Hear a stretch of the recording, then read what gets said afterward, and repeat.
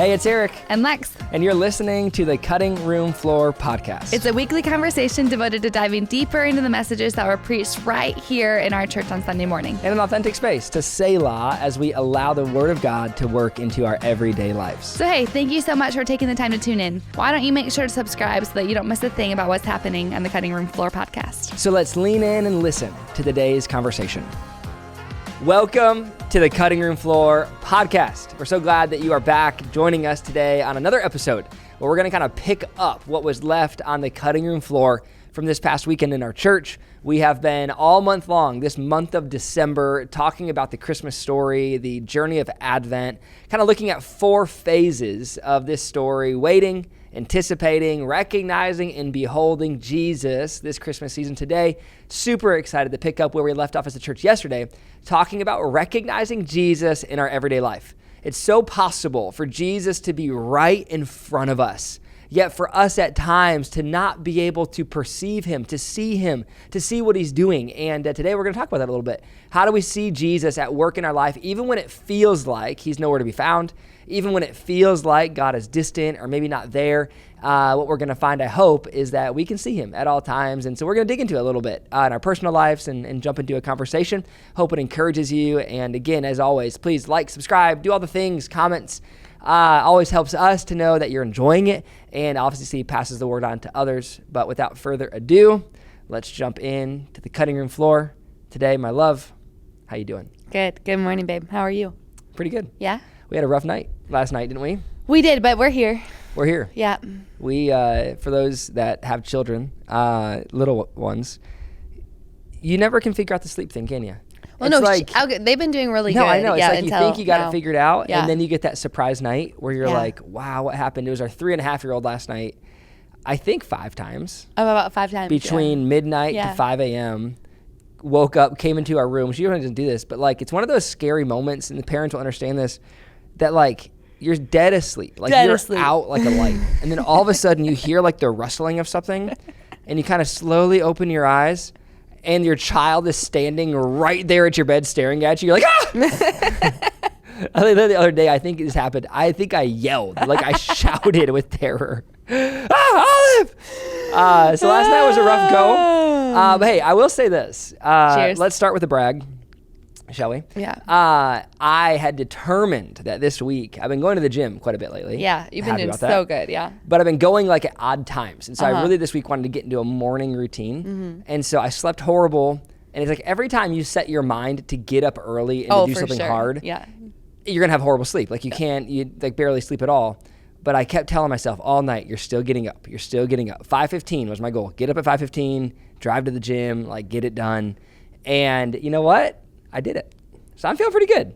I think that's like, I'm feeling real tired, but mentally it like, is that serotonin? Is that the thing? Do I sound smart? Yeah, I think Dopamine? so. I don't know, something. Some sort of chemical that's pumping through my veins. So that's great, love. It's good to be here. It's good to be here. Excited to jump in. You preached a great message yesterday. Thank you. Week 3. Yep. Hope and Light. Hope and What Light. a creative series title, by the way. Stop. He jests. Let's do a Christmas series, they said. It will be fun, they What's said. your favorite Christmas song? My favorite Christmas song? Yeah. Ooh. I'll tell you my favorite Christmas song is not. Okay. The song I hate the most. Yeah, you hate the song. I can't think of it now. It's Help me. Last Christmas. Yeah, it's Last Christmas. I gave you my heart. You're like, what an idiot. Don't give stupid I'm people just your like, heart. listen, honey, do you have father wounds? Like, you gave that person your heart last year. The next day.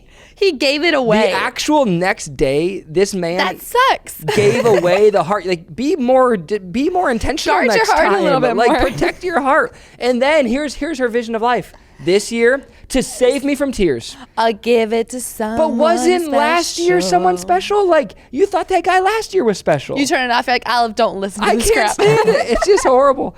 So I don't like that song. I hate that song. What's your favorite song? My favorite Thank song. you for telling me the song that you hate. Ooh, is Jingle Bell, Jingle Bell, Jingle Bell. What's your rock. favorite I don't song? know. It's just one that came to my mind. I don't know. I don't have a Okay, favorite. I love Carol of the Bells.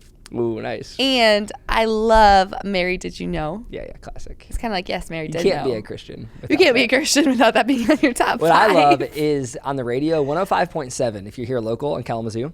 They do Christmas songs. And I feel like we've been listening to it in the morning. Yeah. And every morning, like on our drive to work, Carol of the Bells comes on. Every morning. And it really elevates the drive to work experience because it like, your kids are screaming. You got our dog like in the middle of 2 car seats. Yeah. And you're weaving, trying to get to work on time. And it's like, and Olive's screaming like, Dad, let me open my window. James is like, ah, Bright is barking. It's great. Anyway, it's a great song. Anyways, yeah. Okay, cool. Hope and light. Hope and light. Recognizing Jesus. Yeah. I love what you talked about because I think some people's feedback you got yesterday was really interesting. You thought it was interesting. People kept saying, wow, that was so great. It was so poetic. Like people kept saying, multiple people used that word, which is funny to me because it's not like you wrote a poem. You thought that was poetic? You read a poem.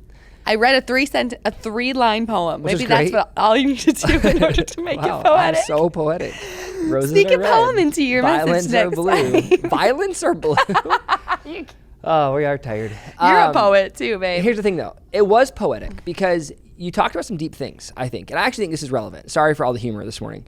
I think this is relevant for someone listening because you talked about the story of Jesus and just this idea, Simeon and Anna, not married, by the way. Not married. I know some people think that they are. I thought they were, honestly. Anna, been widowed for many, many, many years. If I was pressed on it, I would have said they were married. Yeah.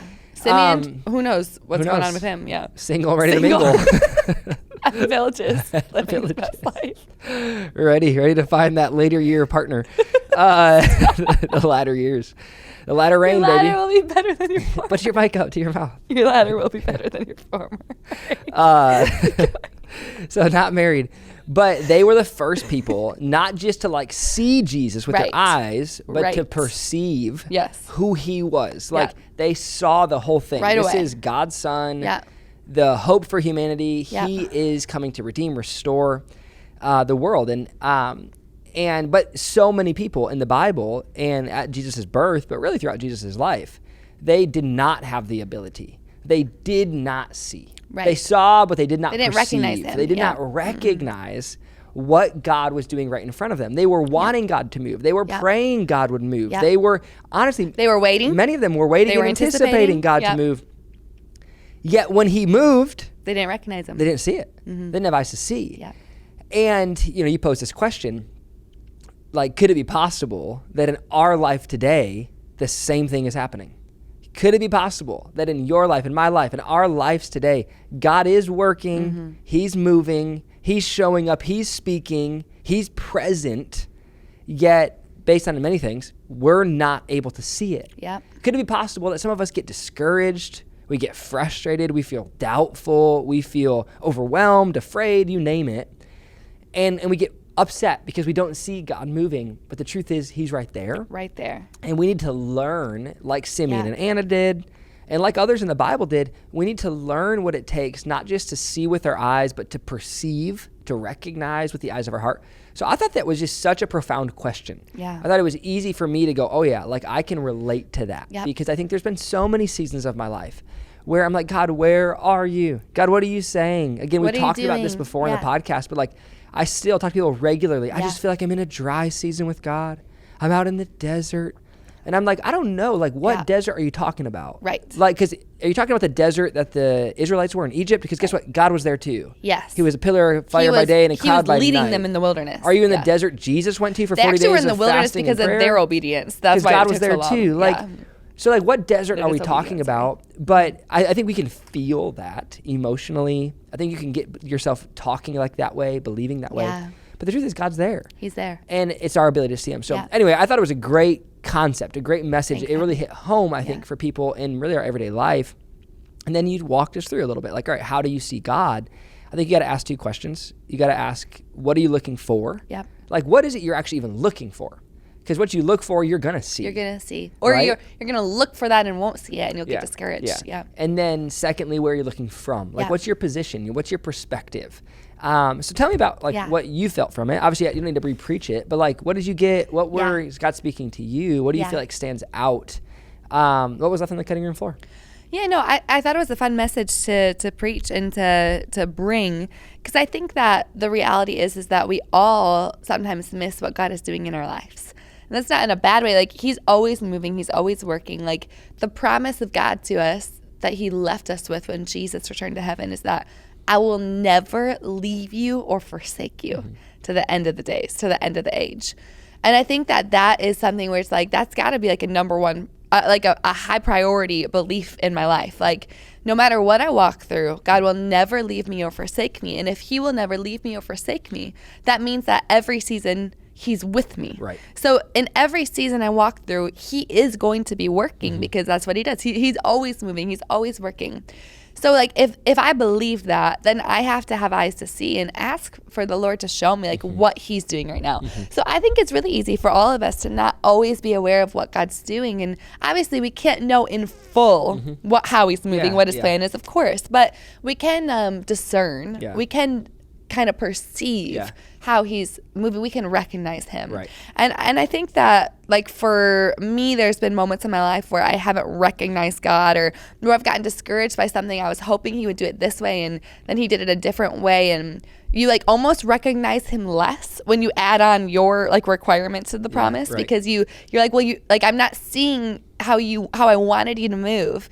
And you recognize like him less rather than giving him the glory. So I don't know. I thought it was good. I felt like it like met people where they were at about recognizing Jesus. I also just think the reality of this time of year is that there's such high expectation for it to be beautiful and for it to be joyful. And there's so many plans and things to do. And it's so cheesy, but like it can be really hard to slow down and to recognize Jesus, to slow down and to turn your heart toward him, to slow down and think about his arrival, his birth, to slow down and think about his second coming. Like, I know that's cheesy, but I think that's real for everybody. Like, hey, take a deep breath and like open up your eyes to the beauty and the majesty and the wonder that is Jesus, that is his story, the gospel. So I don't know. I thought it was good. I hope it helped people. Yeah. What are you looking for and where are you looking from? I talked about this idea of frequency illusion. Yeah, no, I think we should talk about this. Yeah, because you and I were looking to buy a new car, and so I don't want to like re-preach for those who are listening, but to set it up, we were looking to buy a new car, and all of a sudden, when we decided the car that we want to get next year, we saw it absolutely everywhere. I mean, it was as if like only people drove this car now. Yeah. It's the only car on the road. We weren't seeing that car more. We were seeing it the same amount we were seeing it before. We were just perceiving it more, which is frequency illusion. Like you're telling your brain, you've kind of made up your mind what you want to see. You're telling it what to look for. And I talked about how the Israelites, the reason they didn't recognize Jesus, like how could it be? Like, isn't that insane? Like, there's no way they couldn't recognize him as the savior of the world. Like, that was like so silly. But it's like, no, the reason they couldn't recognize Jesus is because they were looking for somebody else. Like they did have eyes to see something. Like they were looking for something. They were looking for the Messiah, but the way that they wanted him to be, they already made up their mind. They'd made up their mind supposed to look. of how he was supposed to look. A political king, a warrior, strength and glory, right? Delivering them from Rome. So when Jesus came as a baby in a manger, humbly, and came to deliver us from sin and from the oppression of sin and from death, like, of course, they didn't recognize him, right? They weren't looking for him. They were looking for somebody else. And so I think that like the idea in our lives, I think we all face that of like we're like in our relationship with God, we bring things to him in prayer, things that we're asking for him to, hey, God, move in my marriage or help me in my career. Or, Lord, we're looking to get pregnant. We bring things to him in prayer. And then I think sometimes our human nature is we bring it to him in prayer, but we also like have a certain way we want him to do it. We put all the dots together of how it's supposed to be. We think that we can put all the dots together, and then that's all we're looking for. That's spiritual frequency illusion. And so if I'm looking for him to move this way in my life, it's all I've decided up in my mind of what he's going to do. So it's hard for me to see other ways that he's moving, but I try to hold him to it as if like we can micromanage God, like as if that's our job, right? Like Olive tries to tell us how to be parents, and we're like, honey, we've got this. Like we see the whole picture. You can rest. You're our child. Like you're good. We've got this. And I think that sometimes we have to resurrender to the Lord of like, hey, Lord, we are asking for you to fulfill this promise in our life. But we also trust that your way is going to be the best way. So help me to not just like get my eyes set on what I think is going to happen, and help me to have eyes to see what you're doing. No, I think it's so good. I think it's just a great reminder. And to me, it's like, the question I'm asking and thinking is like, all right, why why does it seem sometimes like it's so hard to see what God's doing? And I feel like the truth is it's not.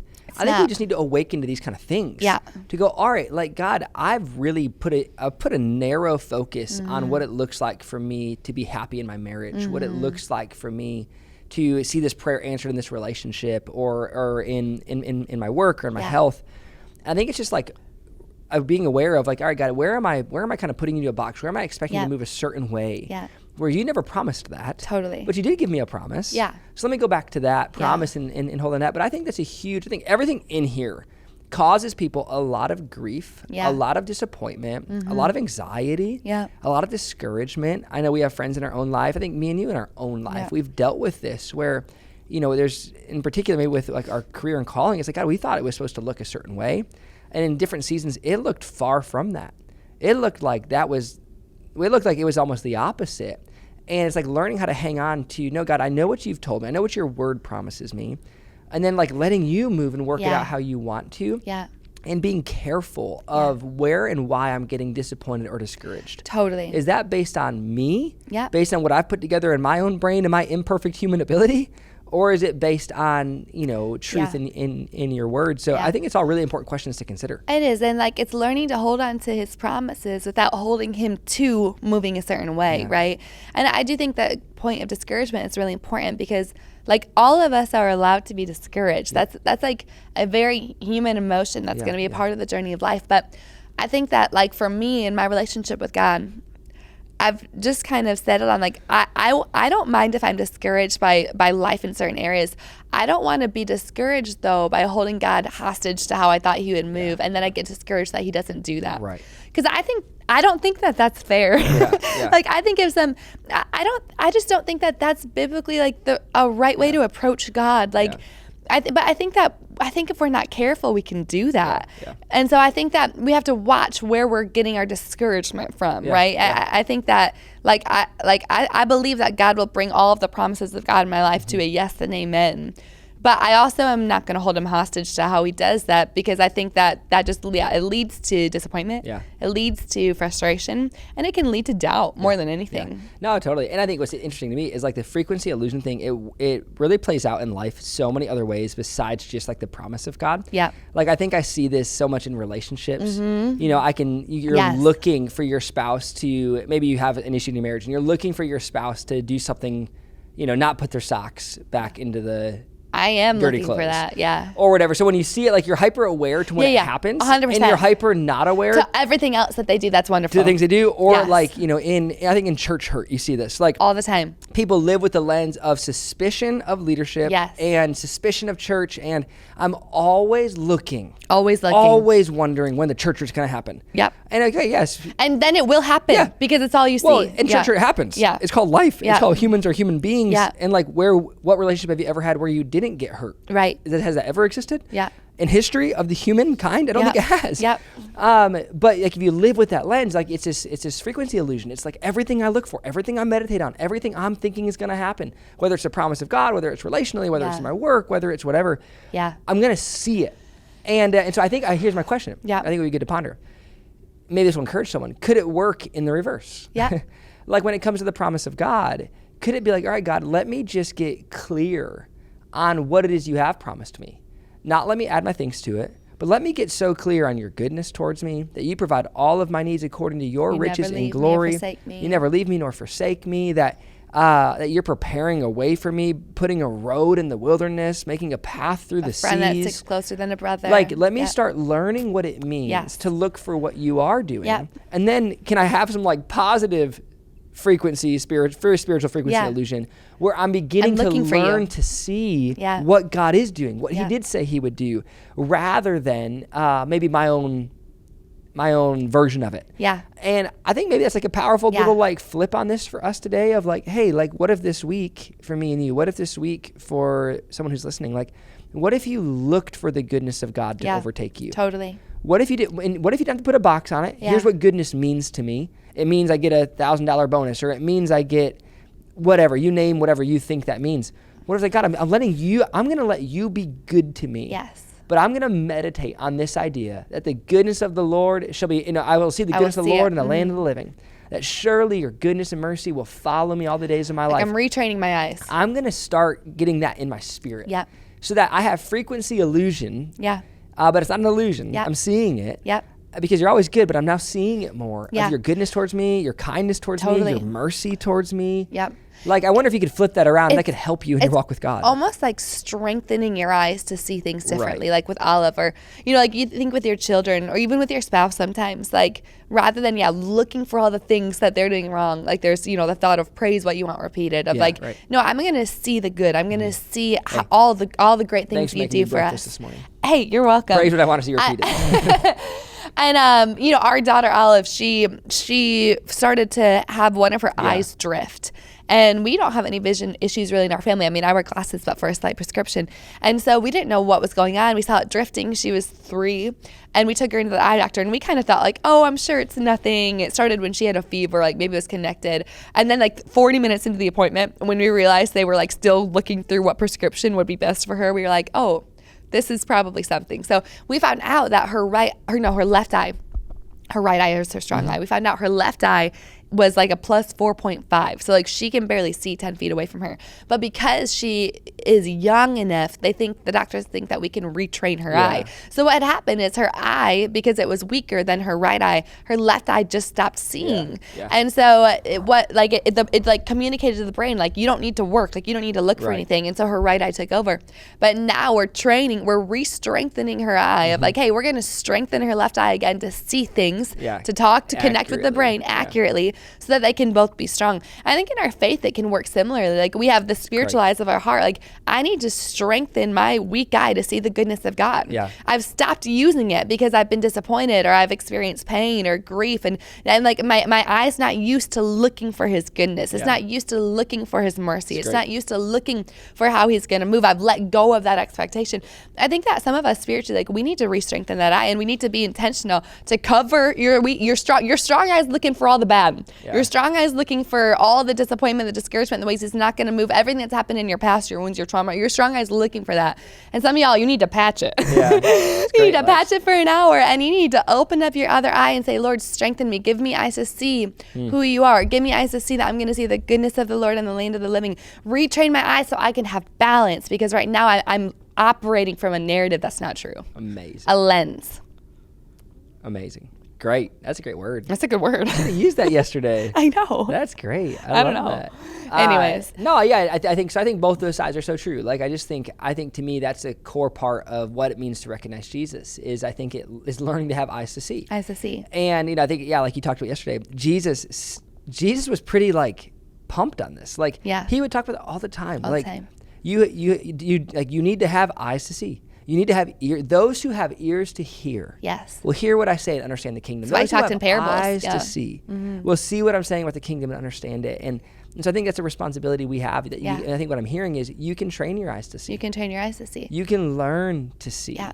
And Or you can do what it takes to see, like Zacchaeus, Yeah. when he Yeah, right. figured it out, climbed a tree so he could see Jesus. Like that is a little bit on us. Mm-hmm. Like every person can decide whether they want to have eyes to see who Jesus is. Yeah. Yeah. No, I think it's great. Super strong. Yeah. So anyway, I hope you're encouraged listening today. Like, no matter what you're walking through, I think in our lives, like what we're walking through, it's like, what if we just did some retraining this week?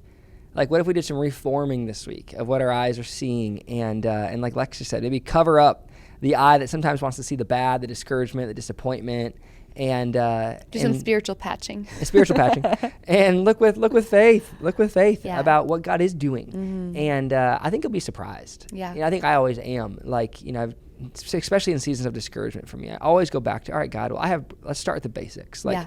I have breath in my lungs. That's good. That's good. Not everybody today is going to be able to say that, so that's a great start. I can walk. Yeah. God, that's amazing. Thank you, Lord. Because you know what? There's people who can't say that Yeah. today. Mm-hmm. Like, I have beautiful kids, a Thank you, beautiful Jesus. wife. Yeah. Like, you can start really simply. Yep. God, I see your goodness there. Yep. Like, I'm going to recognize that. Yeah, I'm frustrated that this thing didn't work out. But God, you're so good to me here. Like, really retraining yourself. Yep. To see the way God's moving. Yeah. So, So hope you're before encouraged. we end, I go, wanna go. ask you a Oh, question. yeah. Where do you see Jesus moving in your life right now? Where do you recognize him?